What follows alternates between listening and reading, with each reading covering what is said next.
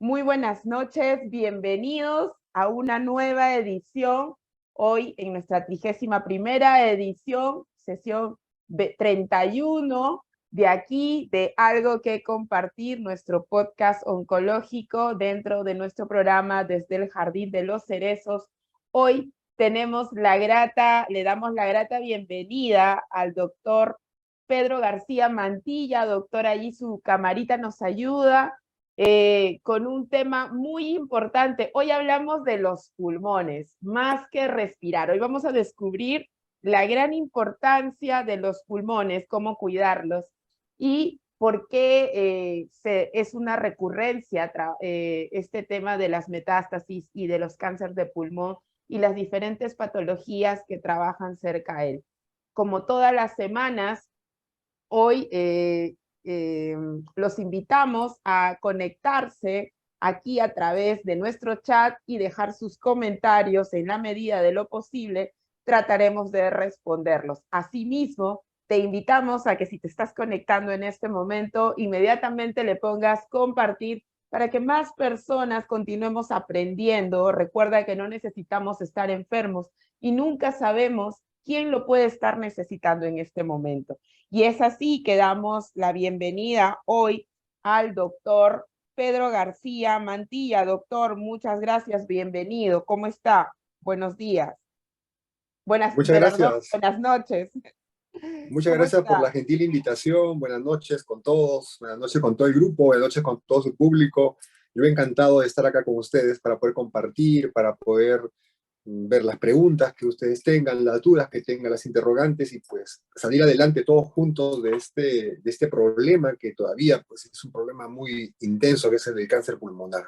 Así es, doctor. Lamentablemente, este tema del cáncer pulmonar sigue siendo una ventana abierta, seguida del colon, seguida del cáncer de mama, hoy en día, a pesar de la multiplicidad de campañas alrededor de ello, sigue dándose, ¿no? Entonces, hoy es una ventana aquí, desde el Jardín de los Cerezos, en este espacio, para poder nuevamente generar esta conciencia psicoeducativa de reaprender por qué es importante, por qué son más que respirar nuestros pulmones.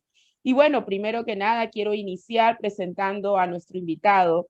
El doctor es Pedro García Mantilla, quien es médico neumólogo y cospista, perdón, avanzado de la Clínica Sana San Borja, también recientemente miembro de Angloamericana, de la Clínica Angloamericana, neumólogo, intervencionista en el grupo médico Interneuro Neumorsac, presidente de la Asociación Peruana de Broncología y Neumología, intervencionista.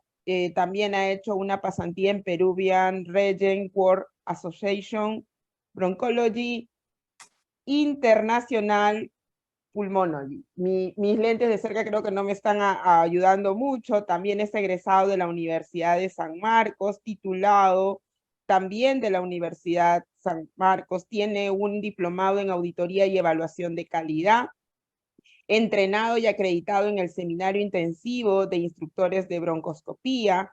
También ha desarrollado una serie de investigaciones, trabajado con la rotación clínica oncológica, torácica, también sobre el cáncer, ha trabajado en diferentes circunstancias, también docente de la Universidad Ricardo Palma, ha sido también de la San Juan Bautista, presidente y tutor de la especialidad de neumología del Hospital Guillermo Almenara, y muchas cosas más que realmente el tiempo no nos alcanzaría. Hoy día tenemos, como siempre digo, en esta ventana tenemos otro profesional importante con una trayectoria que nos permite brindar a nuestro Perú, a nuestro país. También contamos con profesionales destacados que día a día continúan preparándose. ¿Para qué? Para darnos, no solamente para darnos esta esperanza de vida, sino para continuar investigando y ampliando cómo poder aportar a la vida de cada una de las personas. Bienvenido, doctor. Es un gusto nuevamente tenerlo aquí. Empezamos un poquito de este proceso. ¿Cuál es la función de los pulmones principalmente? Me gustaría que podamos arrancar con este proceso. ¿Cuál es el principal eh, responsabilidad, vamos a decir, función de los pulmones? O sea, ¿por qué está? ¿Quiénes son los pulmones, no? Es de alguna manera, ¿quiénes son? Claro que sí, eso es una buena pregunta para poder comenzar con este viaje que vamos a hacer hoy día, ¿no? Sobre el pulmón, sobre el cáncer, etcétera.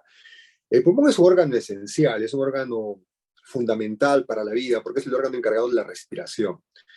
La función más importante del pulmón es el intercambio de gases. El intercambio del oxígeno, que es el que nutre nuestras células y viene del medio ambiente, de la atmósfera, y este gas es el fundamental para la vida que llega hasta las células a través de los pulmones y a la vez el pulmón lo intercambia por el dióxido de carbono o el CO2, que es el gas de tipo residual, es lo que nosotros exhalamos.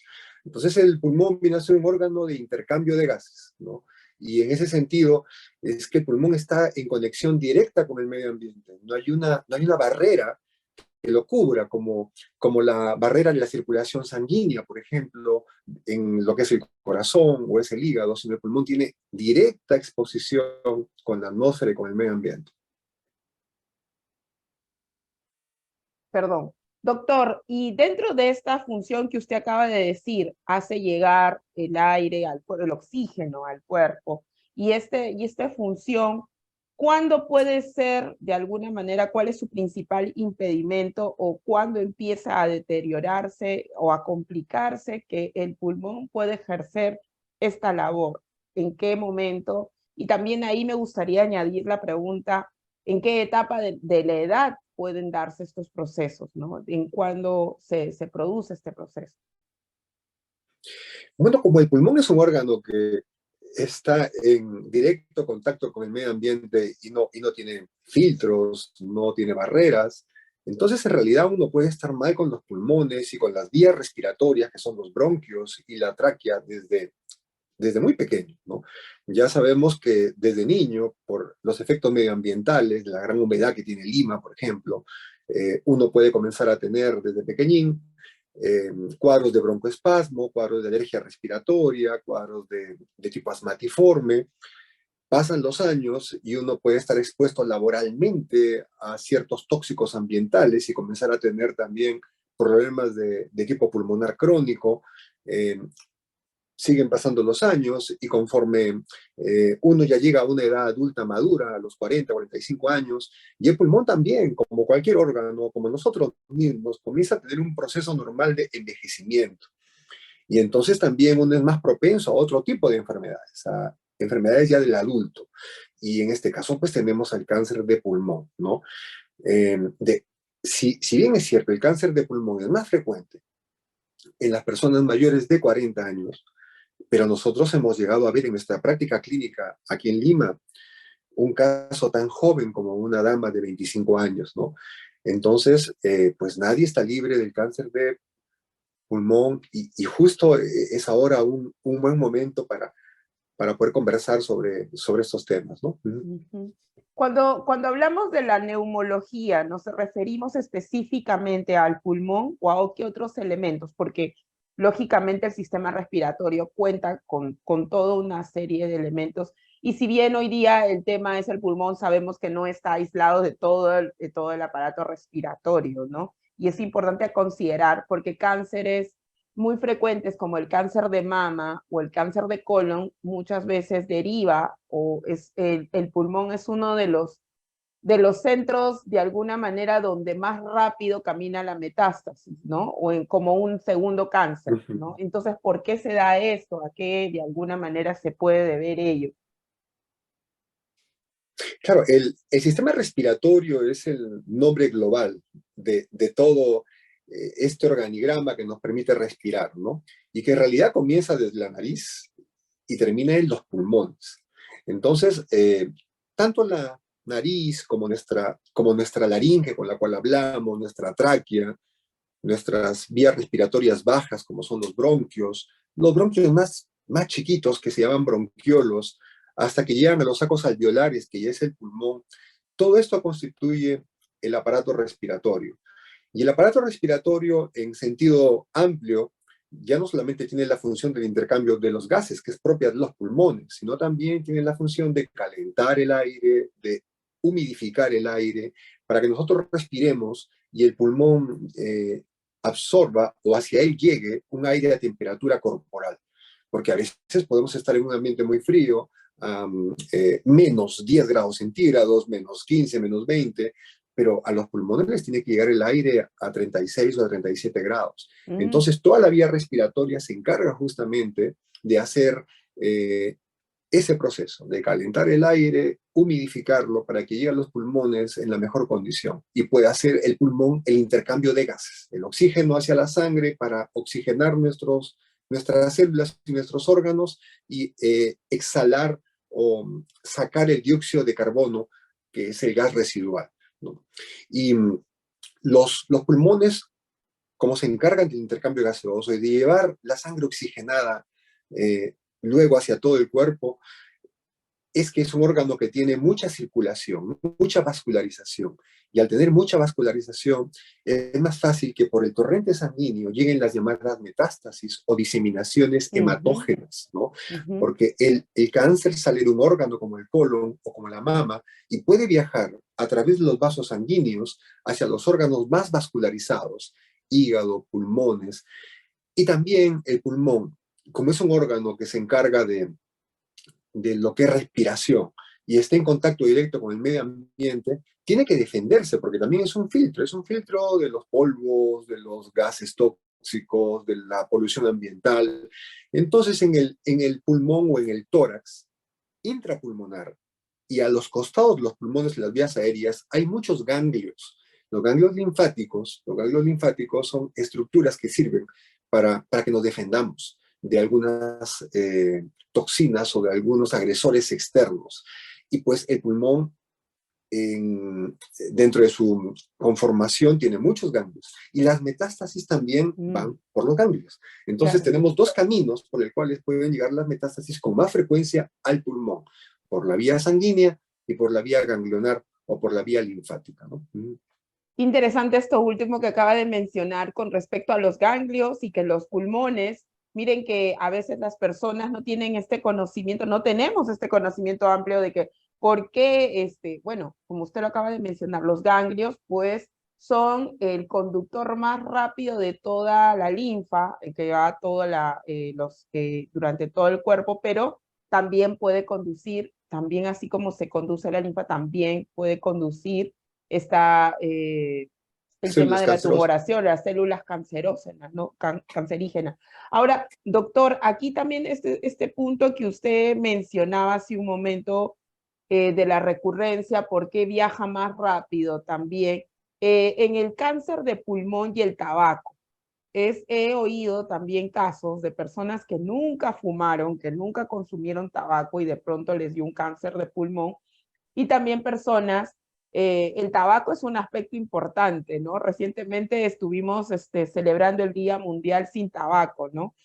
Entonces, ¿cuál es el trabajo del tabaco para nuestros amigos que en la publicidad decíamos un cigarrito nada más? O sea, ¿cuál es el trabajo de ello? Y antes que se me olvide, añadido a lo que usted comentaba anteriormente con respecto al aire que debe de procesarse adecuadamente para que irrigue y cambie todo, es este punto, doctor, clave de entender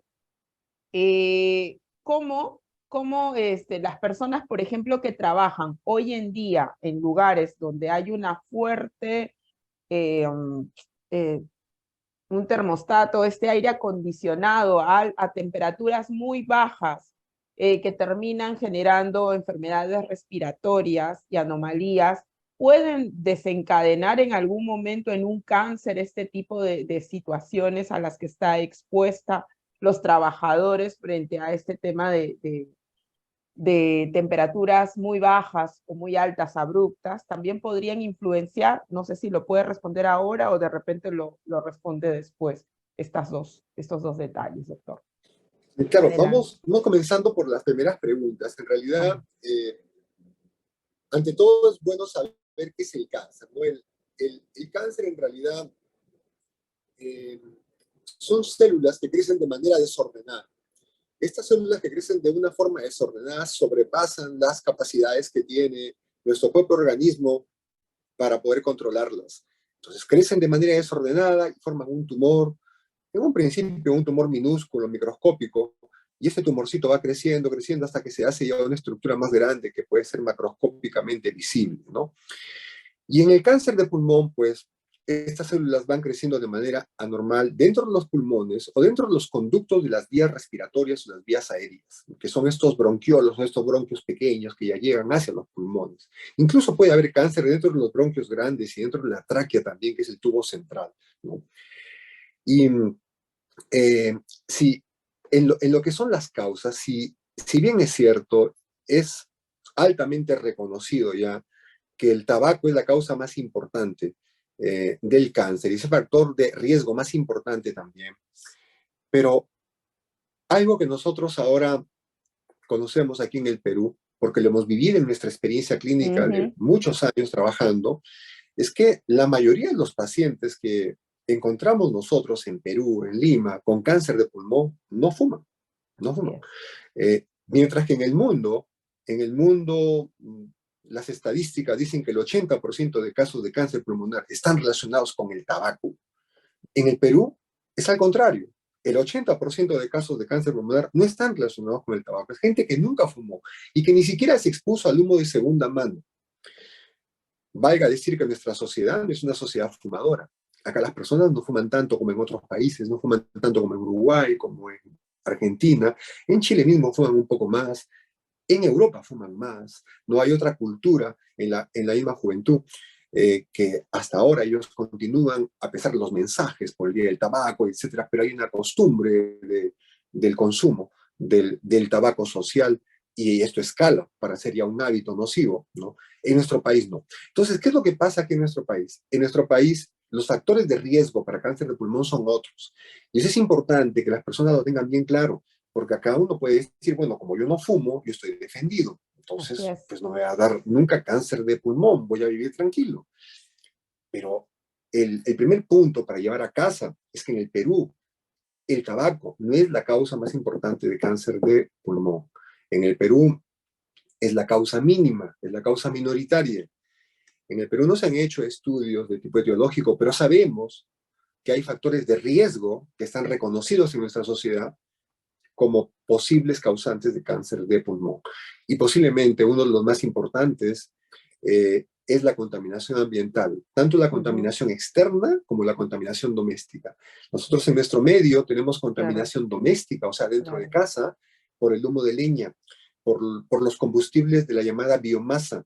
Hay muchas personas que viven en ambientes rurales que no tienen acceso a gas ni a corriente eléctrica o que es muy caro y tienen que calentar sus casas con leña y tienen que calentarse también con leña porque pues no tienen el aire acondicionado ni tienen calefactores. Y por otro lado tenemos la contaminación ambiental y sobre todo la combustión del diésel, ¿no? Y nuestro parque automotriz es un parque automotriz mixto. Hay carros muy lindos, nuevos, pero hay una buena cantidad de carros antiguos y de ómnibus y de buses antiguos que no salen de circulación por más que uno vea que ya se están cayendo, ¿no? Entonces Sí, ahí es una tenemos, realidad. así es, ahí tenemos la combustión de diésel. Entonces, los factores aquí en Perú van a ser diferentes. En ciudades como Lima, que es una megaciudad de 11 millones, la contaminación ambiental pues es lógicamente más importante que la contaminación doméstica, pero en zonas rurales es la contaminación doméstica. Y el otro factor que no se ha estudiado en nuestro medio y que hay que tenerlo en cuenta es la exposición a un gas de tipo radiactivo que está en el medio ambiente, que está de forma universal, que se llama radón, que en Estados Ujú, Unidos es la segunda causa más importante de cáncer de pulmón luego del tabaco. Y en ujú. el Perú eso no está estudiado, salud ambiental, salud pública, no lo están monitoreando. Y este gas está sobre todo en zonas que tienen reservas importantes de uranio. Entonces, por ejemplo, la gente en ¿Dónde lo Puno, donde encontramos, hay, doctor? por ejemplo, hay en Puno, donde tienen buenas reservas de este Las mineral. mineras. Claro, ahí, por ejemplo, tienen que tener mucho más cuidado. Y nosotros también tenemos el otro tema de que tenemos minería informal, entonces en la Claro, minería eso era lo informal que le pues iba a uno no se comentar. protege. La Como uno minera no se protege, está la expuesto. minería subterránea también podría estar dada sobre este punto. Sí, sí, porque Ujú, hay tóxicos ahí, ¿no? Hay ujú, tóxicos químicos, hay polvo tóxico también. Entonces tenemos la contaminación doméstica, del humo de leña, la contaminación ambiental, la combustión del diésel. Tenemos esto que estamos conversando de este gas que se llama radón, que está sobre todo en zonas que tienen reservas de uranio importante, y es un gas que no se huele, que no se ve, es un gas inodoro, entonces puede estar ahí y nosotros no lo percibimos. Y el otro tema importante es el asbesto. El asbesto mm, fue hace unos años atrás, en los años 50, 40, pues una situación novedosa, un avance ujú, claro. científico, porque es un gran aislante, son fibras muy importantes para las industrias, ¿no? Pero luego se vio que estaban relacionados con enfermedades pulmonares crónicas, con un cáncer de la pleura que se llama mesotelioma, y la pleura, como podemos ver ahí en este gráfico, es el tejido que cubre a los pulmones, ¿ok? Ujú. Y también está relacionado con cáncer de pulmón. Y el asbesto está sobre todo, o ha estado hasta hace unos años atrás, en la construcción, la industria de la Claro, construcción. porque son fibras minerales, ¿verdad? El asbesto, o Sí, sea, que se utilizan para todo lo que es construcción, estructuras, etcétera, ¿no? Y pues eso tiene contacto pues con un montón de personas. Muchas claro, personas están sobre expuestas a todo, esto. ustedes se acordarán que había una famosa marca y una fábrica que se llama Eternit, ¿no? Ujú, claro. Entonces, ellos trabajaban con asbesto hasta la década pasada, ¿no? Mm, Que ya ha así sido es. prohibido en los países de América Latina. Sin embargo, en Estados Unidos y en Europa, pues esto ha sido prohibido ya hace muchos años atrás. Eh, y conociendo cómo es nuestra sociedad informal, es posible que Claro, todavía haya es algunos probable que hay productos que muchas tengan esto. personas todavía estén expuestas a esto sin estar informadas, ¿no? Importante. Claro, entonces ahí tenemos en lo que es asbesto a la industria de la construcción, a los que reparan frenos también y a la actividad minera, ¿no? La actividad Mm. minera, industria de la construcción, los que se reparan frenos y los que trabajan con aislantes térmicos, ¿no? Están todos expuestos laboralmente, ¿no? Al asbesto y deberían protegerse, ¿no? Doctor, dentro de los aspectos domésticos también, ¿qué tanto podrían influir las sustancias de limpieza, que son elementos en los que uno está constantemente expuesto? El uso del ácido muriático, el exceso de detergente, la lejía, elementos de limpieza en general. ¿Cómo podrían estar expuestos? ¿Son elementos importantes a considerar también dentro de este proceso?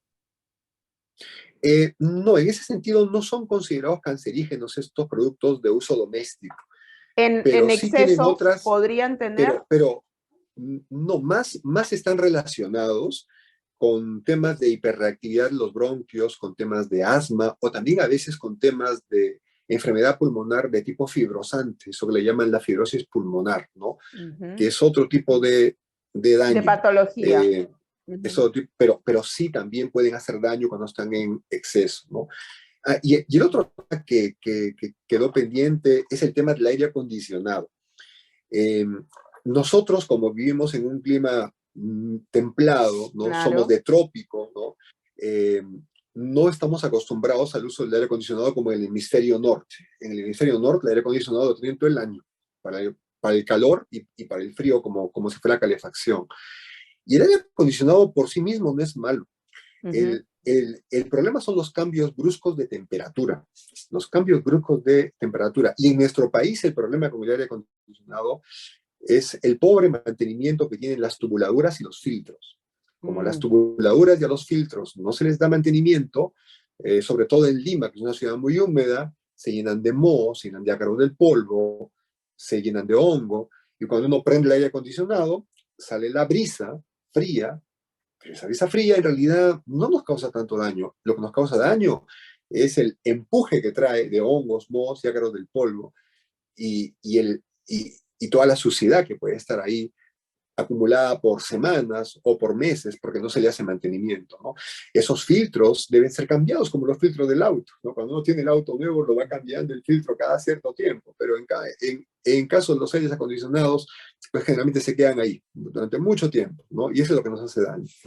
Ujú. Bien, doctor, aquí justamente el tema del tabaco, si bien es cierto, en algún momento escuché que si bien es cierto el tabaco es como usted indica, no es un factor tan recurrente en temas de cáncer de pulmón, pero el tabaco genera otro tipo de patologías en el rendimiento respiratorio y entre otros órganos que perjudica. Ahora, adicional a ello, está el hecho de que si una persona consume demasiado tabaco, y esta no sé si es un mito, una realidad, y le hago la pregunta para poderlo comprender un poco mejor. Si la persona consume demasiado tabaco, ¿cómo esto afecta su genética a posterior? Y ahora también otro factor importante, yo puedo fumar mucho en casa y mi familia no fuma, pero el constante exposición a este cigarro de las personas que están a su alrededor podría ser algo que afecte la salud a posteriori, se puede dar, puede afectar la genética, de repente podríamos hablar de una predisposición por tener o venir de una generación fumadora, ¿es posible? ¿Cómo afecta esto? Bueno, ya se sabe que otro factor de riesgo para el cáncer de pulmón es que un familiar directo haya tenido cáncer de pulmón. Entonces es cierto, es posible que mi padre en los años 70, en los años cuando todavía había mucho fumador y se fumaba mucho, pues él había fumado de una manera intensa, como un hábito nocivo, y pues él tuvo cáncer, él falleció por cáncer, ¿no? Y él puede haber transmitido parte de ese cambio en sus células a las generaciones posteriores, ¿no? Eso Mm. podría ser. Pero lo más importante con el tabaco es que el tabaco está definido, que es un factor de riesgo y es una causa de cáncer de pulmón. O sea, sí. El tema en nuestro país es que, como comentaba anteriormente, aquí en nuestro país son pocos los que fuman de un grado intenso. Ujú. Pero de hecho que cuando nosotros... Ha disminuido, pero sí Sí, se da, o sea, sí se da. O sea, de repente no llegan, o también puede ser porque lamentablemente nuestra investigación a nivel de cáncer todavía está en un proceso y tal vez no se ha documentado, pero eso no quiere decir para las personas que nos están escuchando que fumar está bien, que no te va a afectar el no, no, cigarro, no, no, claro, de ninguna no, manera, sino que absolutamente, no, o es sea, menos el cuando grado viene, identificado. Uh -huh. cuando viene, no, no, o sea, para dar el mensaje claro, o sea, en el tabaco es malo. Viene un paciente que fuma, yo le digo, no fumes. O sea, no hay puede ser, fuma un poquito. No, no fumes. O sea, el tabaco te genera problemas de cáncer, problemas de enfermedad pulmonar obstructiva crónica, problemas en otros órganos, te puede reactivar el asma. O sea, en realidad es una droga. Es Uh una droga -huh. lícita. Claro, Es una una droga, sustancia psicoactiva. es una droga ilícita. Lo que yo cuestiono a las personas que tratan cáncer de pulmón en los medios es que se enfocan en el tabaco nada más y se olvidan de todo el resto. Y Claro. lo que sucede es que en el Perú está claro, yo he trabajado 20 años en un hospital público y no he visto casi personas que fumen con cáncer, que lleguen con cáncer. O sea, de hecho que sí hay personas que fuman en el Perú que tienen cáncer, pero la causa más importante, la bolsa más importante de personas que tienen cáncer de pulmón en el Perú no han fumado antes. O sea, no Excelente. pueden sentirse protegidos porque no fuman, ¿no? Ese es a lo que voy, ¿no? O Claro. sea, que hay que colocar en la discusión pública, así como hay el día contra el tabaco, que está perfecto, debería haber el día contra la contaminación ambiental, Claro. debería haber el día contra el asbesto, debería haber el día contra la informalidad, ¿no? Que lo hay, Entonces, ¿no? Con el tema del Día de la Tierra, el Día del Cuidado del Medio Ambiente, claro que sí lo hay, pero todavía no nos concientizamos en este tema de lo que usted acaba de mencionar. Es verdad, ¿no? Cuando uno va, lamentablemente, cuando uno viene de provincia y entra a Lima, siente el cambio, es totalmente notorio el cambio del clima, el oxígeno, el aire, ¿no? Que uno respira. Y sin ir muy lejos, si uno se va al centro de Lima, pues siente ese choque fuerte de la contaminación y que de alguna manera ya las personas, y este es un espacio precisamente, qué bueno que usted hoy lo menciona, para darnos cuenta que cómo normalizamos una serie de situaciones como el tema de los carros contaminados nos resulta normal y esperamos que de repente alguna entidad tome conciencia de retirar los autos y por qué yo no retirar y ser consciente de que mi auto está contaminando y que si yo lo sigo dañando, estoy dañando a otra persona, más que buscar que alguien lo haga, ¿no? Sino desde mi premisa como yo como protagonista, ¿qué puedo hacer para contribuir a la salud pública también? ¿No? Entonces, qué interesante lo que usted menciona, doctor. En este momento estamos viendo, perdón, un pulmón. ¿Podría contarnos un poquito de su gráfica? Claro, sí, sí. Justo acá tenemos a dos pulmones. Hay un pulmón sano, que es el pulmón que está de color un poquito más rojito, porque el pulmón es un órgano de color gris y color rosado, ¿no? Eh, tenemos a un pulmón sano en esta zona, y ahí podemos ver cómo está nuestra tráquea, que es el tubo central que está conduciendo el aire. Están los dos bronquios. Los bronquios se van haciendo cada vez más pequeños porque se van poco a poco ramificando hasta que llegan a los sacos alveolares, que ya son el pulmón. Ese es el pulmón derecho, que lo estamos catalogando como un pulmón normal. Y en el otro pulmón ya se ve un pulmón que está posiblemente afectado por el tabaco, por eso está más oscuro. Ese pulmón tiene pequeñas nodulaciones, pequeños nódulos o pequeños tumores en la parte alta, y eso vendría a ser la zona del cáncer, ¿no? Y también nosotros podemos ver acá que los pulmones están envueltos por un tejido, por una tela que se llama pleura. Y en el caso del cáncer avanzado, cuando el cáncer ya eh, prácticamente pasa sin control y los tratamientos no son efectivos o se demora uno mucho en obtener tratamiento, el cáncer puede pasar para la pleura y entonces se produce lo que le llaman el derrame pleural. Y ese derrame pleural es un exceso de líquido en el espacio pleural que comprime al pulmón y no lo deja a uno respirar, ¿no? Y también ahí podemos ver a los llamados ganglios linfáticos. Los ganglios linfáticos están dentro de los pulmones, ¿no? Pueden haber pequeños ganglios linfáticos, Claro. que son ganglios normales, y también fuera, en las vías aéreas, junto a la tráquea, junto a los bronquios, están los ganglios linfáticos. Porque los ganglios linfáticos absorben, pues, Claro. toda esa antracosis, todo ese polvo a veces negro que no respiramos cuando estamos caminando por el centro de Lima, ¿no? Pero ni siquiera por el centro de Lima, cuando estamos por el centro de, por ejemplo, Cualquier Miraflores lugar o centro urbano, por, urbano, este por, centro por cualquier urbano. zona urbana, ¿no? Claro, sí, porque por acá pues no tenemos vientos, no tenemos lluvias, como en otros sitios torrenciales que te limpian el medio ambiente. Entonces, pulmón sano, pulmón enfermo, el, el tabaco es muy malo, pero la contaminación ambiental en nuestro país también. Y quizás ese es uno de los mensajes ahora, ¿no? Cuando uno se pone a pensar en las personas que tienen su emprendimiento y van a trabajar diariamente a zonas como el Mercado Central, Gamarra, ¿no? Y todos los días están expuestos a la contaminación ambiental de alta intensidad.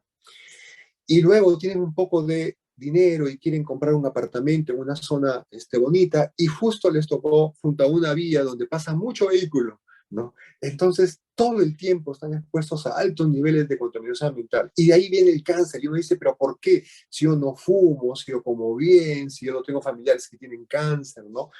Entonces, ese mensaje, la contaminación ambiental, la contaminación doméstica y la exposición laboral también al asbesto y pues a otros metales pesados, ¿no? Puede causar pues, cáncer pulmonar, ¿no?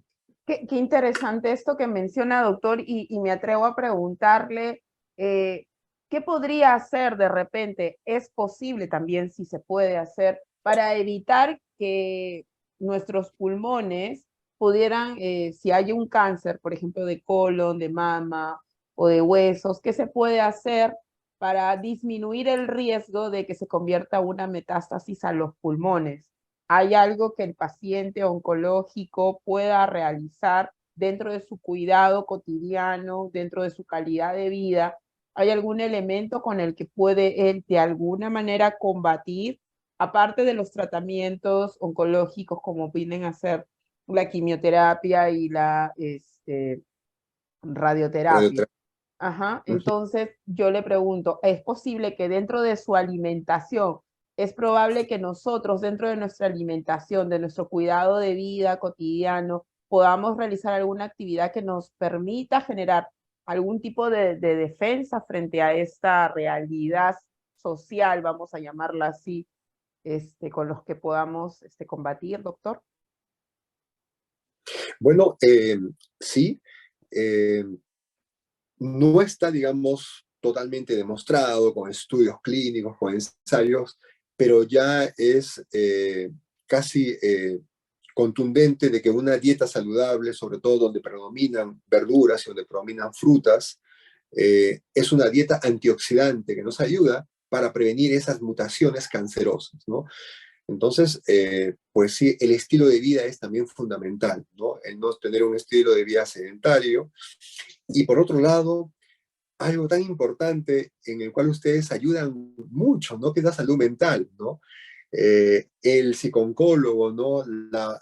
Ayuda tanto a las personas para que puedan afrontar su enfermedad, para que puedan llevarla, para que puedan sobrellevarla, para que puedan cargarla en sus espaldas y puedan levantarse y puedan seguir andando, ¿no? Entonces, salud emocional, eh, comida saludable, estilo de vida saludable, eso nos ayuda. Y también podría haber algunos elementos nutricionales que son inmunomoduladores, que también son antioxidantes, y que en nuestra dieta moderna a veces nos es difícil tenerlos controlados, como son el zinc, como son la vitamina D. Hay un tema con la vitamina D, uno dice, pero si yo salgo todos los días y me pongo al sol, pero pues Lima es una ciudad que anda generalmente nublada, ¿no? Y tenemos un filtro de contaminación ambiental encima nuestro que no permite que lleguen los rayos solares de una manera adecuada. Además, nosotros no somos como los del hemisferio norte. Ellos tienen la tez más clara, entonces es Ujú. más fácil que los rayos del sol lleguen y produzcan vitamina D. Así que nosotros necesitamos dosis extras de vitamina D, pero no tenemos Claro. una hora de tiempo todos los días para que nos pongamos a caminar con poca ropa bajo el sol. Entonces, pues a veces nos toca tomar algún suplemento, ¿no? Entonces, suplementos de vitamina D, suplementos de zinc, tratar de consumir alimentos que tengan mucha vitamina C, que es antioxidante, ¿no? Y pues una dieta saludable y un estilo de vida saludable nos puede ayudar a cuidarnos mejor en esto que es el cáncer, ¿no? Ujú. Ok, doctor, nos iba a explicar de este tipo de cáncer de pulmón. Sí, y bueno, acá tenemos los tipos de cáncer de pulmón. Bueno, son dos cosas diferentes, como usted bien lo comenta, Ivonne. Eh, Una es la metástasis pulmonar. La Claro, que es un metástasis cáncer pulmonar es secundario. cuando, no, que es un cáncer secundario, es cuando yo tengo, por ejemplo, un cáncer de colon, el cáncer de colon no se controla y viaja del colon, se extiende hacia los pulmones. Y el pulmón es un órgano que tiene mucha vascularización, tiene mucho tejido linfático, por lo tanto es más fácil que llegue hasta ahí. Pasa también con la mama, pasa con otros órganos. Ese es el cáncer secundario o cáncer metastásico, cáncer de pulmón metastásico, la metástasis pulmonar. Pero el tumor de pulmón primario, el cáncer de pulmón primario, el que surge en el mismo pulmón o en los bronquios pequeños o en el árbol bronquial, puede ser de dos tipos. Los dos tipos más importantes son el cáncer de pulmón de células pequeñas, llamado microcítico, y el cáncer de pulmón de células no pequeñas o no microcítico. Esos son los dos tipos de cáncer de pulmón grande en genérico. El más frecuente es el cáncer de pulmón de células no pequeñas, el no microcítico, el que, el que colocamos justamente acá con una flecha. Ese es el cáncer de pulmón más frecuente, el de células no pequeñas. Y este cáncer de pulmón de células no pequeñas puede ser un cáncer llamado adenocarcinoma, que es importante tenerlo en cuenta porque es el más frecuente, y otro cáncer que se llama el escamoso o el cáncer epidermoide. Ujú. Son los dos que nos causan más preocupación porque los que se ven con mayor frecuencia. El cáncer de células no pequeñas más o menos es responsable de 60-70%, y el de células pequeñas un 10 a 20% posiblemente es menos, ¿no? Y hay otro tipo de cánceres, como el tumor carcinoide, sarcomas pulmonares, ¿no? Que ya están en un nivel menor del 10% generalmente. Entonces, el cáncer más frecuente, el de células no pequeñas, que a su vez puede ser adenocarcinoma o cáncer escamoso, como más frecuentes. Ujú. Y son los que hacen más daño, ¿no? Y cuando usted habla del daño, por ejemplo, una vez que el pulmón, una de las preguntas frecuentes y más recurrentes dentro de la consulta es de pacientes que pasan por un cáncer de pulmón o ya sea por una metástasis, el tiempo en el que puede correr el riesgo de este cáncer avance, o sea, lo que se denomina el pronóstico de vida. Entonces, un poco la pregunta dice, ya afectó el pulmón, entonces ya no se puede hacer nada. Es real, en realidad realmente no se puede hacer nada porque puede pasar esto, ya sea que tenga el cáncer como primer cáncer o como un cáncer metastásico. Entonces, ¿qué podría ser? Es el cáncer definitivamente ya no se podría hacer nada, hay la probabilidad de detener la metástasis. ¿Cómo se puede abordar ello, doctor? Tanto el cáncer de pulmón primario, que ya se encuentra avanzado, como las metástasis pulmonares, se pueden tratar con éxito, ¿no? Okay. Posiblemente un cáncer metastásico hacia el pulmón o un cáncer de pulmón que ya esté muy avanzado, no se pueda curar, pero se puede controlar, ¿no? Uh-huh. Y durante este siglo, que estamos en el siglo XXI, sobre todo a partir del año 2000, ha habido muchas novedades con el tratamiento y con la sobrevida de los pacientes con cáncer de pulmón y con metástasis pulmonares. Entonces, antes se consideraba que tener el cáncer en el pulmón era una cosa ya prácticamente que letal, Claro. que ya no Uh-huh. había nada que hacer. Y lamentablemente, algunos colegas médicos todavía se han quedado con esa percepción y no le aconsejan a sus pacientes de una manera correcta. Dicen, bueno, ya tienes el cáncer de pulmón y ya estás mayor, ¿no? Ya tienes tus 80 años, pues ya mejor no hagas nada, simplemente ten un poco de calidad de vida y espera. Pero no, ahora tenemos, sobre todo en la última década, tratamientos novedosos. Ya no es la quimioterapia, ya no es solamente radioterapia. Ahora tenemos tratamientos dirigidos, que son tratamientos directos hacia la célula tumoral, que son más seguros. Tenemos inmunoterapia, que despierta nuestro sistema inmunológico para que pueda nuevamente ver al cáncer y para que lo pueda eliminar, ¿no? Y lo que importa, y eso es bien importante decirle a todas las personas que nos están escuchando, lo que importa es el estado de performance de la persona. No importa si tiene 80, 70, 60, quizás 90, pero si está en un buen estado físico todavía, aunque el cáncer se encuentre avanzado, tiene posibilidad de poder tratarlo. Entonces, estamos en el 2023. El cáncer de pulmón se puede Claro. tratar, pero para tratarlo hay que seguir, pues, todo un camino correcto desde el diagnóstico rápido, la estadificación o la etapa para colocarle al paciente en qué etapa está y después colocarlo pues en manos de los oncólogos para que ellos den el mejor tratamiento posible, ¿no? Qué importante esto que acaba de decir, por favor, nuevamente remarcar, voy a remarcar lo que acaba de decir el doctor, como yo siempre le digo a nuestros cerezos, cada vez que los tengo en consulta, cáncer no es sinónimo de muerte. Hoy no es lo mismo, hace 30 años hablar de cáncer era diferente. Yo soy del siglo pasado, ¿no? Hoy estamos hablando de otro siglo, estamos hablando de otra ciencia. Hoy tenemos la oncología molecular, la inmunoterapia, como usted decía, que también es parte de la oncología molecular, y entre otros elementos importantes que nos permiten brindar un mejor pronóstico de vida.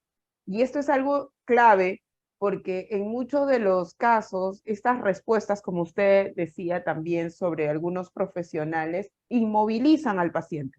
O sea, lo bloquean y ese bloqueo afecta o sea, que es un bloqueo emocional, afecta su proceso de recuperación y afrontamiento y sabemos que lógicamente también nuestro sistema de defensas. Doctor, aquí quisiera detenerme un breve tiempo para poder saludar y responder a las preguntas que las personas ya nos están realizando. Elki Álvarez nos dice buenas noches, doctor María Arroyo, excelente profesional, doctor María Arroyo lo saluda. Daniela Martí Gracias. Corena nos dice, hola María Álvarez, maravillosa palestra, es desde Portugal, gracias Mari por acompañarnos. EIT, Escuela Internacional de Tanatología, gracias Jackie Gutiérrez desde México, nos saluda. Luisa Zamudio, buenas noches, excelente pregunta. Con respecto a la pregunta de la lejía, ella decía que utiliza mucha lejía, después del COVID ella usaba mucha lejía, entonces, ¿qué tanto podría afectar? Yo creo que ahí está la respuesta que usted daba sobre las alergias, el tema broncopulmonar, decía algo al respecto, creo, ¿verdad? Ella Sí, pregunta sí, sobre la básicamente lo lejía. que, sí, como es un producto irritante, si lo usamos en exceso, nos va a causar irritación de las vías aéreas. Y por esta irritación de las vías aéreas, uno puede comenzar a tener tos crónica, puede comenzar a tener broncoespasmo, problemas con la voz. Si esto continúa, puede llegar a tener no solamente una inflamación de la tráquea y los bronquios o de la zona laringea con la que uno habla, ¿no? Sino incluso una inflamación de los pulmones. Y justo voy a aprovechar de esta pregunta para comentarles sobre un término que los colegas médicos lo usan poco y que deberían ustedes, las personas, los pacientes, digamos, tenerlo claro. Los pulmones también se inflaman y eso se llama neumonitis. Neumonitis. Así como hay faringitis, como hay gastritis, no puede haber una neumonitis.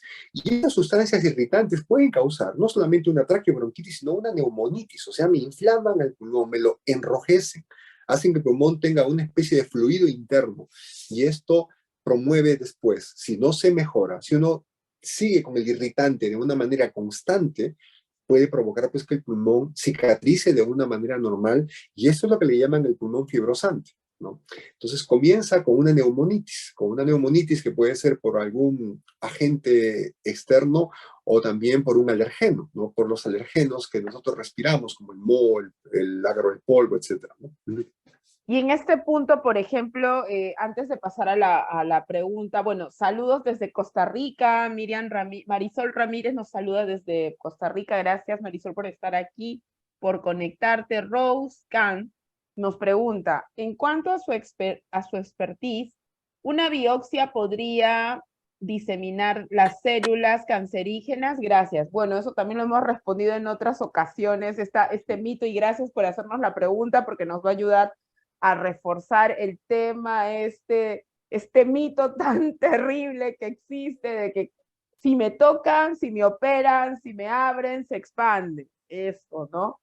Es importante, por favor, doctor, explíquelo una vez más, este punto tan clave. Sí, ahí hay un tema que es Cultural. crucial para nosotros los que hacemos neumología intervencionista, para lo que nos dedicamos justamente a hacer el diagnóstico y la estadificación del cáncer de pulmón, ¿no? Eh, la toma de una biopsia no tiene por qué causar diseminación de la enfermedad, sobre todo cuando la biopsia se hace de una manera reglamentada, de la manera menos invasiva posible y con el procedimiento que tenga más alto rendimiento diagnóstico. Ya no es correcto en el año 2023 que a uno le hagan una biopsia quirúrgica, o sea, que a mí me abran el pecho para hacerme una biopsia, ¿no? O sea, y todavía en unos hospitales lo siguen haciendo, ¿no? Eh, las biopsias deben ser de preferencia bajo Ambulatoria. dos abordajes. Cuando el tumor está pegado hacia el centro de los pulmones, uno puede hacer la biopsia con broncoscopía, que es una endoscopía broncopulmonar. ¿Okay? Hay ahora diferentes instrumentos con el cual uno puede sacar mucho tejido pulmonar de manera segura y de manera precisa. Cuando la biopsia está hacia el externo de los pulmones, uno puede hacer, perdón, cuando el tumor está hacia el externo de los pulmones, uno puede hacer una biopsia también con broncoscopía, pero usando unas guías que se llaman guías de navegación. para que me lleven a través de los caminos bronquiales hacia ese tumor que está hacia el externo. Y la otra forma como se pueden hacer las biopsias de los tumores que están al externo de los pulmones es mediante punciones a través del tórax, guiadas por tomografía o guiadas por ecografía, ¿no? Entonces, esos procedimientos que se llaman mínimamente invasivos, tanto la broncoscopía avanzada para toma de tejido, como las biopsias, punción, aspiración por transtorácicas, esos no van a diseminar ninguna enfermedad. Si yo quizás, en el caso hipotético, abro un tórax de un paciente que tiene sospecha de un cáncer avanzado y pues manipulo con las manos, no saco los ganglios, todo, una biopsia de ese tipo quizás podría tener por ahí algún tipo de impacto sobre los tejidos adyacentes, ¿no? Pero una biopsia mínimamente invasiva, pues definitivamente no. Eso, importante. Gracias, doctor, por esta aclaración. Bueno, Rose, esperamos haber podido responder tu pregunta y para todas las personas que se están conectando, por favor, no temamos hoy, 2023, ya han cambiado las cosas y nunca en realidad expanden, ¿no? Entonces, eso es importante. Pati Cat nos saluda desde Xalapa, Veracruz. Muchas gracias, bienvenida, excelente programa, nos saluda.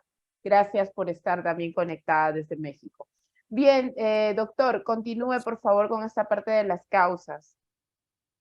Sí, acá para nuevamente recordar que la causa más importante a nivel mundial es el tabaco, definitivamente. Okay. Causa-efecto. Yo fumo mucho, altamente probable que yo tenga cáncer, ¿no?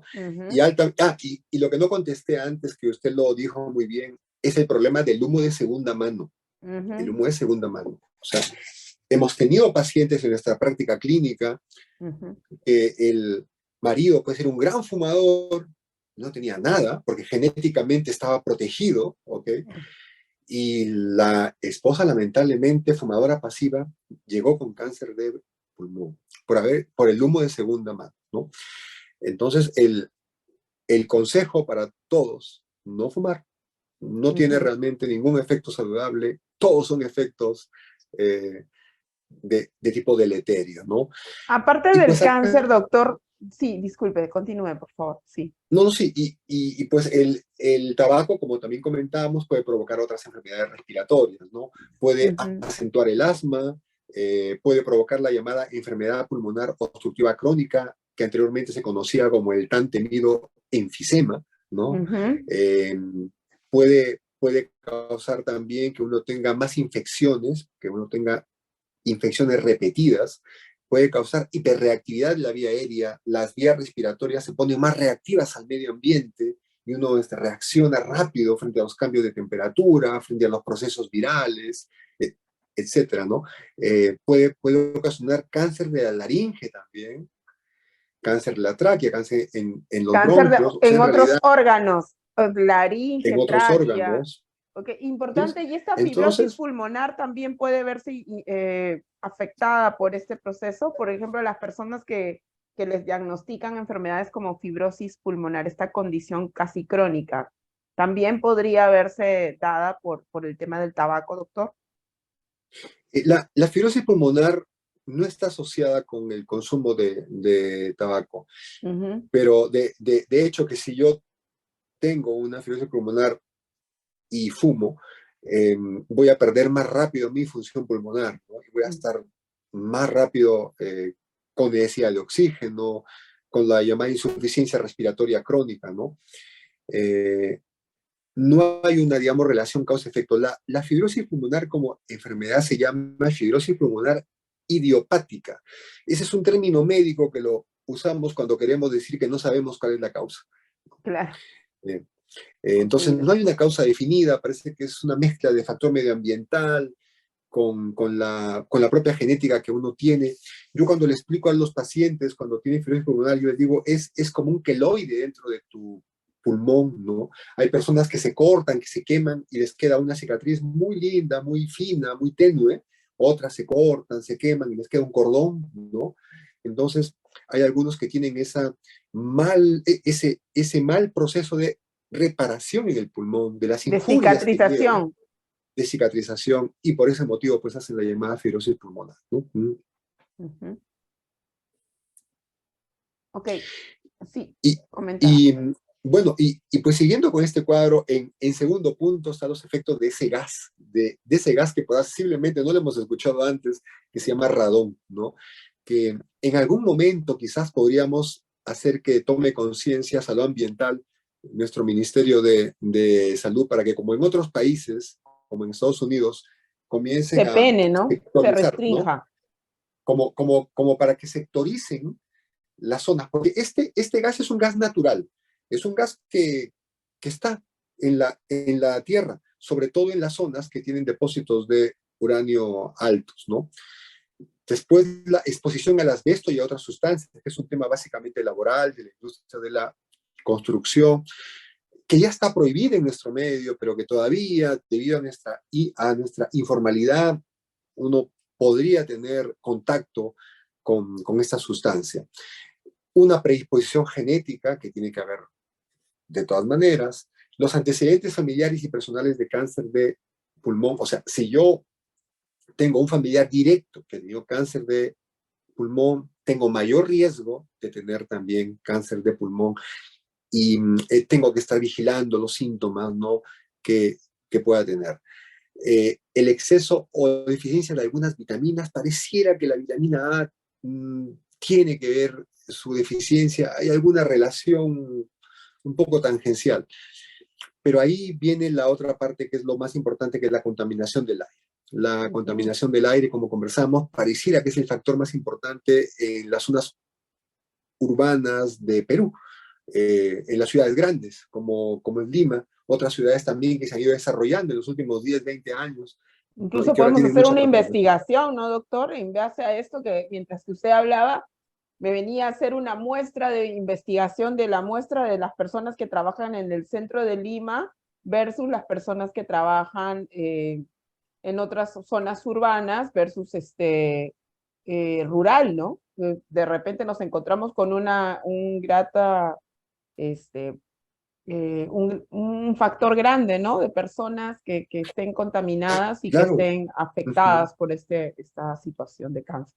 Claro, porque habría que demostrárselo de alguna manera para que también tomen cuidado, Consciente. ¿no? Porque Ujú. como usted bien dijo, uno tiende a prácticamente normalizar esto, o sea, prácticamente uno dice, no, así es el aire, ¿no? Es el aire, para mí es normal y a mí Total, no me es pasa nada. una frase es, total de algo tenemos que morirnos. Ese es un Sí. término muy, que cada vez que lo escucho no me deja de dar urticaria, cada vez que le escucho esa palabra.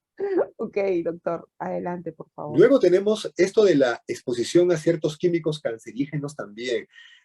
Tuvimos una paciente que nos contó que en el edificio donde ella pues, vivía, había una persona que durante la pandemia, que no se podía salir para poder ganarse la vida de una manera informal, pues era un químico que preparaba estas sustancias como la lejía, como los desinfectantes, ¿no? Preparaba en La casa, vivienda.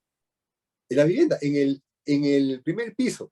Y tenía un ducto que salía hacia los pisos superiores y le llegaba todo el humo de la combustión de estos productos químicos, ¿no? Entonces, nuestro, nuestro país es tan informal que uno está en una urbanización y no sabe si a 2 casas están con una fábrica de productos químicos, ¿no? Porque pues acá se hacen las cosas de manera subterránea. Claro. Entonces, la exposición a los químicos cancerígenos también es una situación importante. La inflamación recurrente también. Y acá hay un tema que se me había olvidado.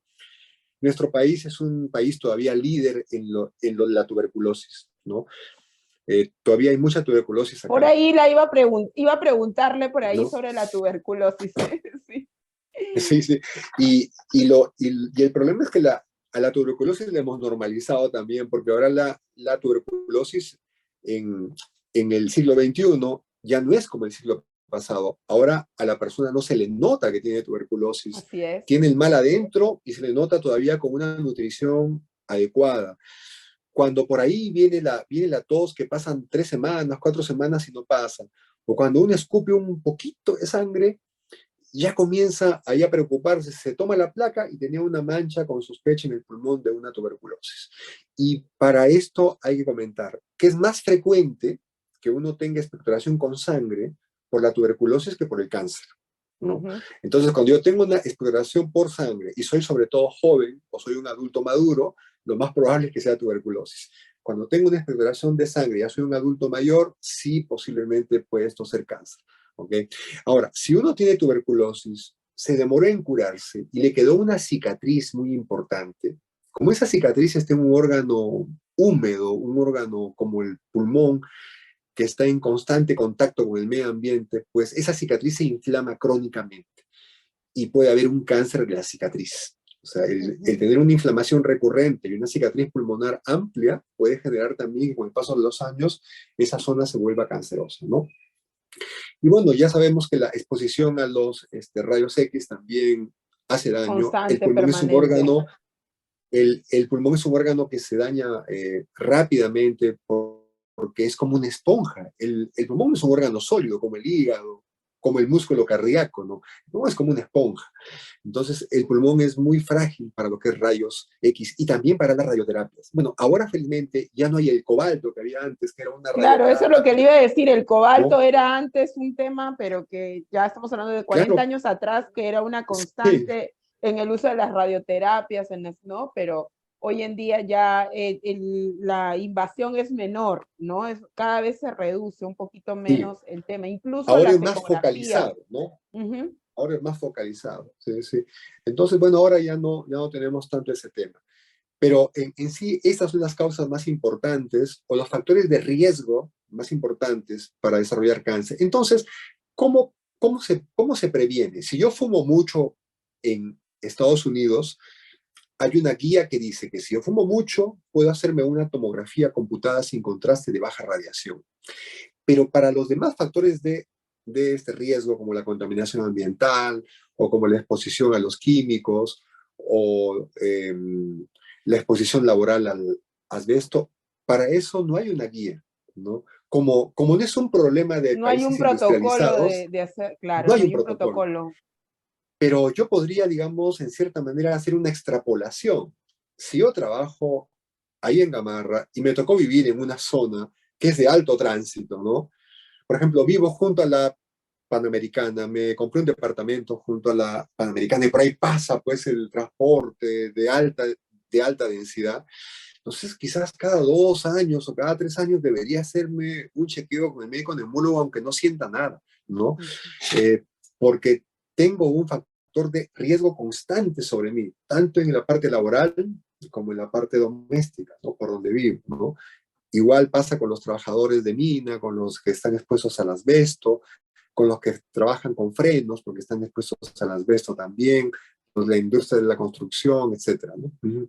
Ujú. Doctor, y en este punto también, sí, sin ánimos de irnos también solo al cáncer, el tema de las alergias, usted mencionaba hace un momento con respecto al Perú, a Lima, es propiamente dicho que es una ciudad húmeda, y el tema de las alergias y esta toma de la famosa cetiricina, los alergicales que uno toma constantemente, ¿cuánto pueden ir en contra de la salud de las personas, ¿no? De hecho, yo también a veces consumo el tema de la cetiricina por el tema de esta alergia que surge, ¿no? ¿Es recomendable? ¿No es recomendable? ¿Qué es lo mejor que se pueda realizar? ¿Cuánto debe ser la dosis? ¿Con qué frecuencia?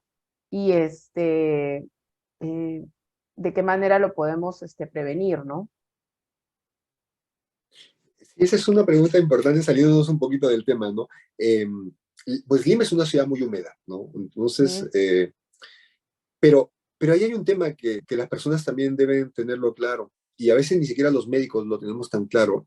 El hecho que la atmósfera sea húmeda y tengamos humedad del 80, 85, 90%, eso no es malo, ¿no?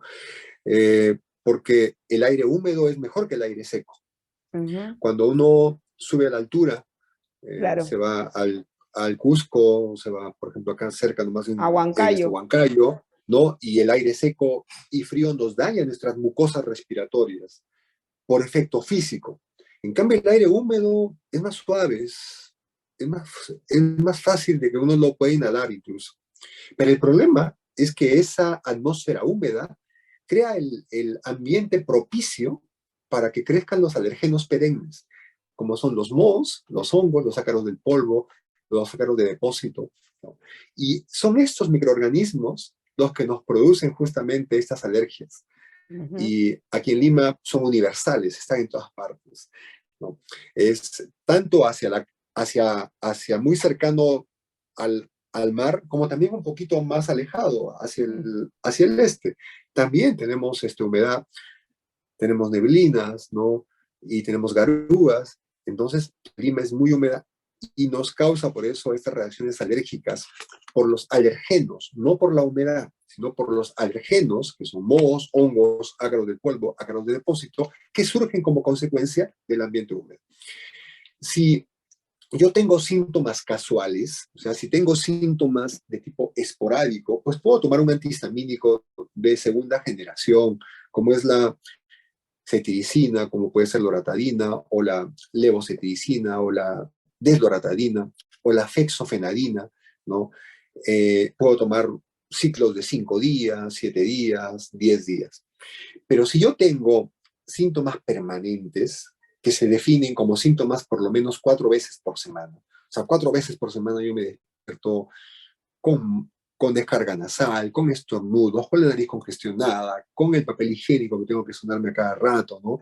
Entonces ya debo de visitar a un especialista para cambiar de tratamiento, porque ya el antihistamínico o el antialérgico no es suficiente, ya la alergia pasó al otro nivel, que es la inflamación. ujú, Entonces, ya un antihistamínico no es suficiente. ujú. Y vamos a seguir tomándolo, vamos a enmascarar nuestros síntomas y no vamos a ir al fundamento de la enfermedad, que ya sería un proceso inflamatorio alérgico, ¿no? Ujú. Y en este punto las personas tienen un poco la idea, bueno, yo lo aprendí hace mucho tiempo, de que uno tiene que estar con las ventanas cerradas, la puerta cerrada, todo cerrado para que no te cierre el aire y no se entiende o no sé, de repente usted puede aclarar este tema, que al contrario, de hecho, que el hecho de tener todo cerrado, pues pone en riesgo más el hecho de poder respirar mejor. ¿Cómo se podría tomar este punto? Doctor, ya para finalizar tenemos una pregunta final, doctor, que nos ha ganado el tiempo. Pero sí, Sí, ¿cómo sí, podríamos tomar ese tema? eh, eso nuevamente entra a lo que conversábamos antes, ¿no? De que nosotros al ser de climas templados le tenemos mucho temor al frío, ¿ok? Así es. Pero pues acá, pero en otros sitios viven normalmente con -10, -20 grados, -5 grados, con 0 grados. Yo he estado en Huancayo por trabajo hace unos 10 días y estaban en 0 grados, ¿no? Durante la mañana temprano que uno tomaba el vuelo. Y, y pues ellos ya están acostumbrados, ¿no? Y en otros países también. Entonces, es importante la ventilación, sobre todo en Así nuestro es. país, que tenemos tuberculosis. Y algo que no nos dijeron es que la tuberculosis era más contagiosa que las COVID iniciales, ¿eh? Que le Así teníamos es. tanto miedo. La tuberculosis era más contagiosa que la COVID del 2020 y del 2021. Ya el Omicron se volvió más contagioso que la tuberculosis recién.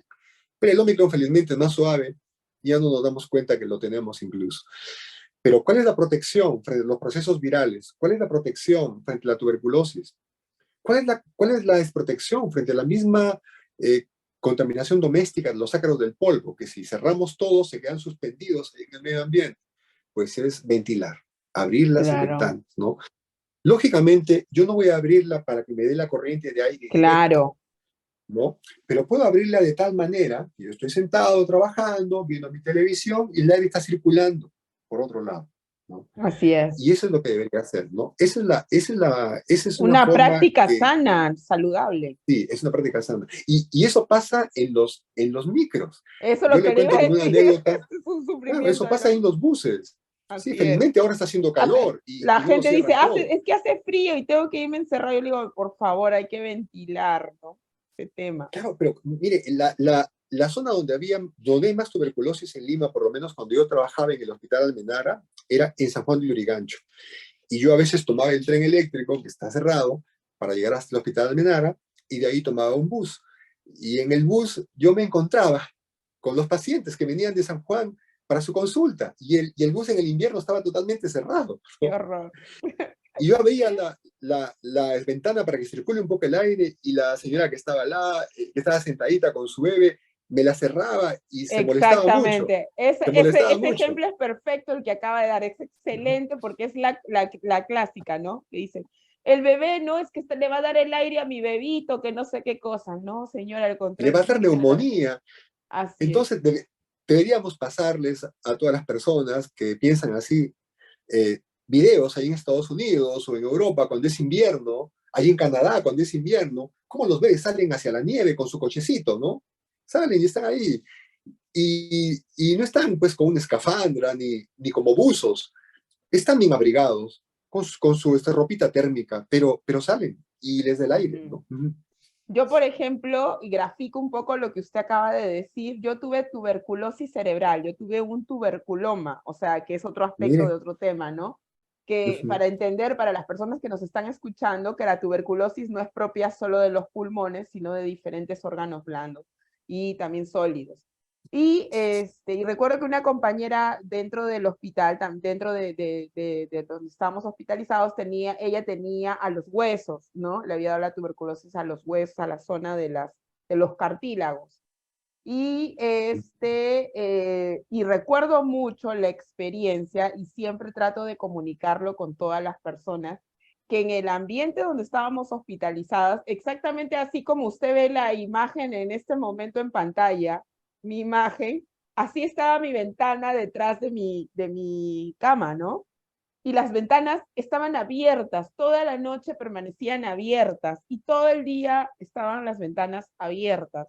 Y fue ahí donde yo aprendí que, pues, para poder circular, para poder ventilar, para liberar de la enfermedad, uno tiene que tener ventilación. Y entonces, mira, éramos pacientes tuberculosos con diferentes diagnósticos, pero qué importante es tener esto en cuenta, porque lo que usted acaba de graficar con lo de la experiencia del carro es uno de todos los días, ¿no? De todos los días, que mi bebito le va a dar el aire, que no, que está chiquito, no, es que tengo frío.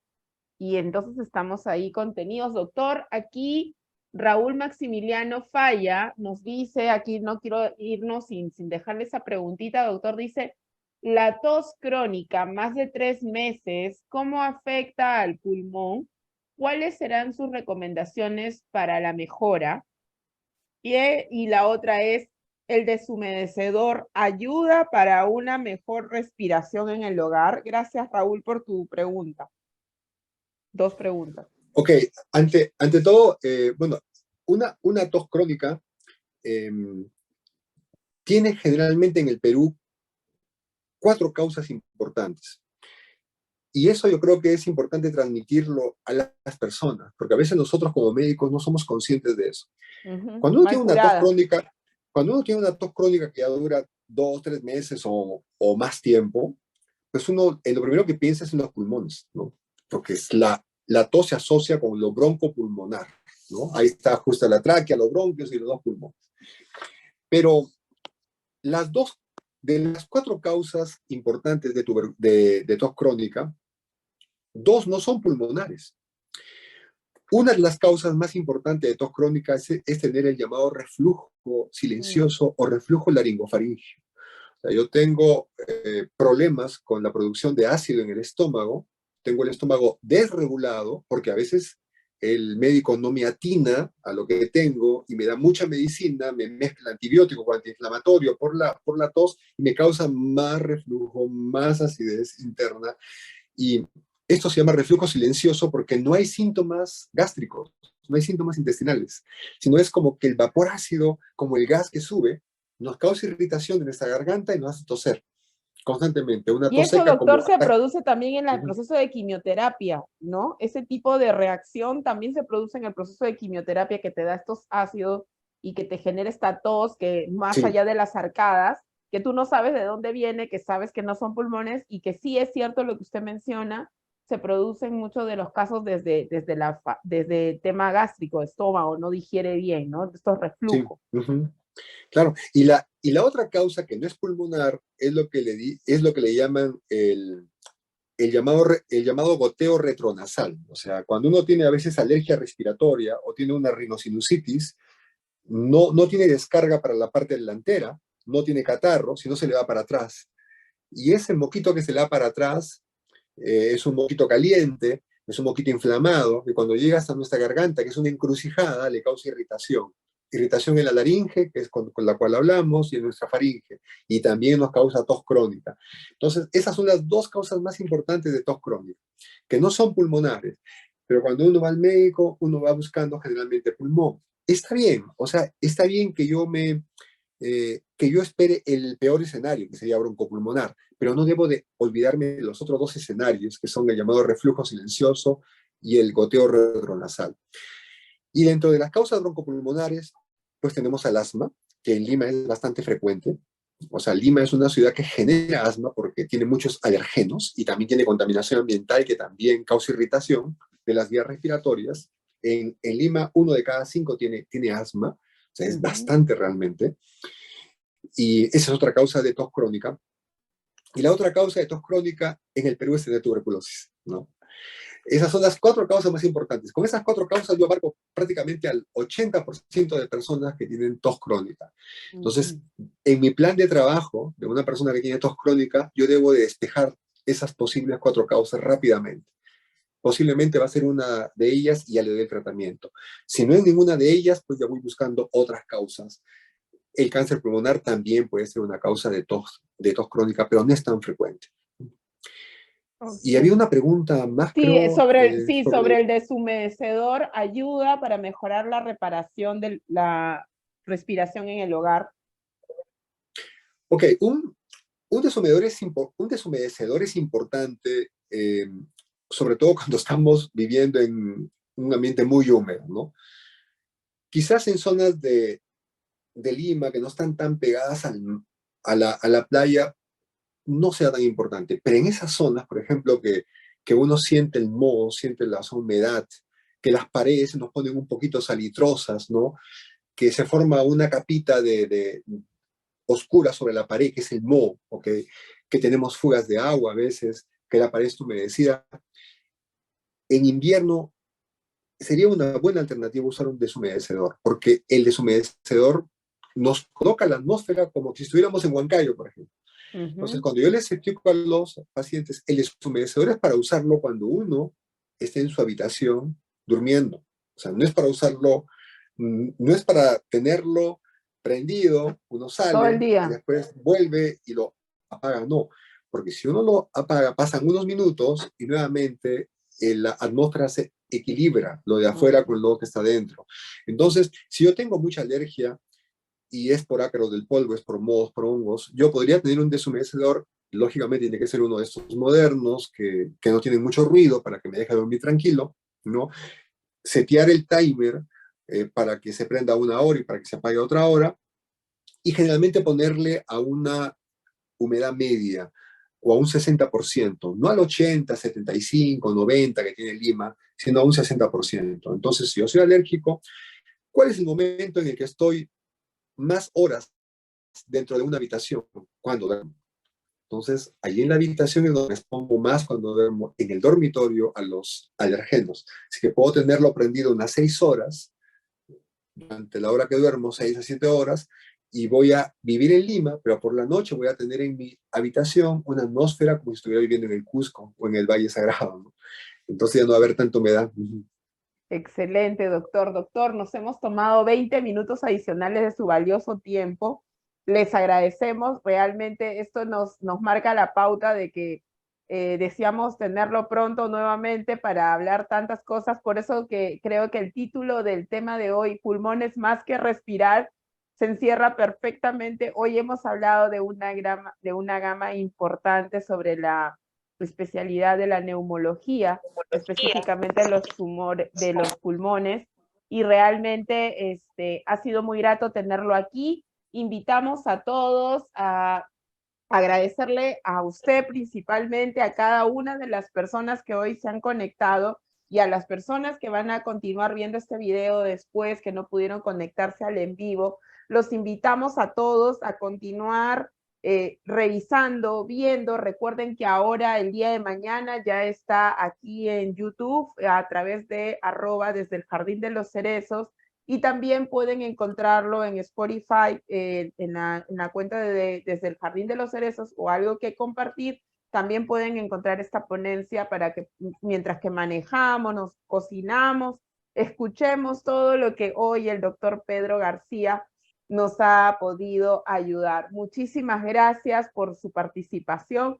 Los esperamos y así la próxima semana también tenemos otro tema importante acerca de el cáncer de huesos, otro tema importante, y agradecemos a la Asociación Nacional de Psico-Oncología del Perú, quien siempre está acompañándonos, AMPE, donde podemos fomentar este trabajo de la salud mental con los pacientes oncológicos, y les agradecemos hasta una nueva oportunidad. Los esperamos la próxima semana aquí Desde el Jardín de los Cerezos en Algo por Compartir a las 8 de la noche. Muchísimas gracias, doctora. Hasta pronto. Muchas gracias a todos. Muchas gracias. Gracias, gracias, gracias. Hasta Buenas pronto. noches. Gracias.